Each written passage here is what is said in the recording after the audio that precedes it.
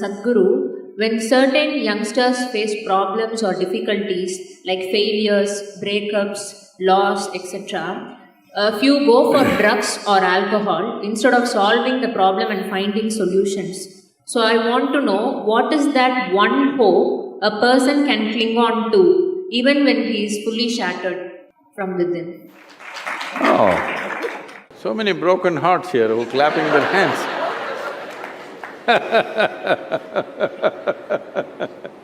So,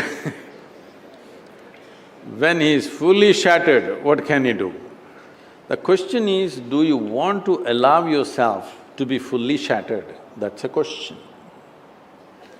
And many things that don't work out in your early life, you will see later on, it is a great blessing.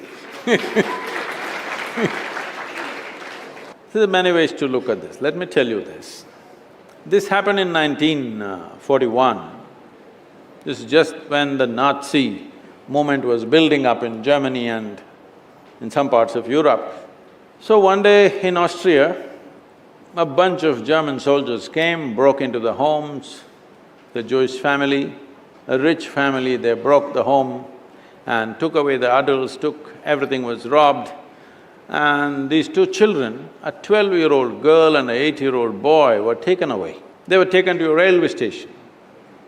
This is the month of November end, December kind of time, when it's becoming very cold.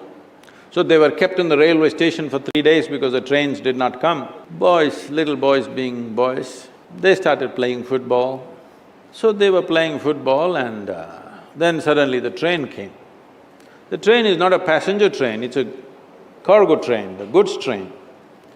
So when the train came, the soldiers came and rushed everybody into the wagons which are there. Everybody got in and the little boy and the girl also got in, but the little boy forgot to wear his shoes. He left his shoes outside and they pushed him into the wagon. So without shoes he came. His sister, a 12-year-old girl, saw her kid brother coming without shoes and she got mad with him. She held him by the ear, boxed his ears, scolded him nicely, slapped him.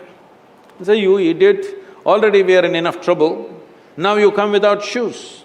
Because in Germany in winter, no shoes means you may lose your feet. So she's angry about that. In the next station, the boys and girls were separated. After 4 years, after the war was over, she came out of the concentration camp to find 17 members of her family, including her little brother, all had vanished. No records, no sign of them, they just evaporated. At that time, the only thing that bothered her was the last few things that she said to her little brother. She loves her brother, but the last few things that she said to him were such terrible things, it rang in her mind and troubled her.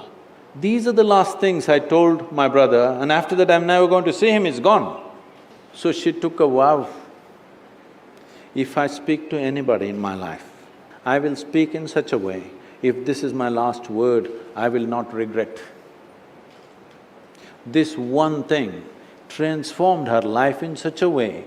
She went on to United States, she died in 2006, she did some phenomenal work, built a hospital somewhere near Chicago, I think. She lived a fruitful life. I'm saying, even if you're put through the most horrible situations, either you can come out using that experience as a better human being, or you can use the experience to become a horrible mess. So whenever something hurts you, there are two options. You can either become wounded or you can become wise. This is the choice. The more things hurt you early on in your life, the wiser you should have become, isn't it? But unfortunately, most people become wounded. This is simply because they just need an excuse to turn their own intelligence against themselves, that's all. Especially if the world around you turns against you, is it not very, very important that your intelligence stands up for you?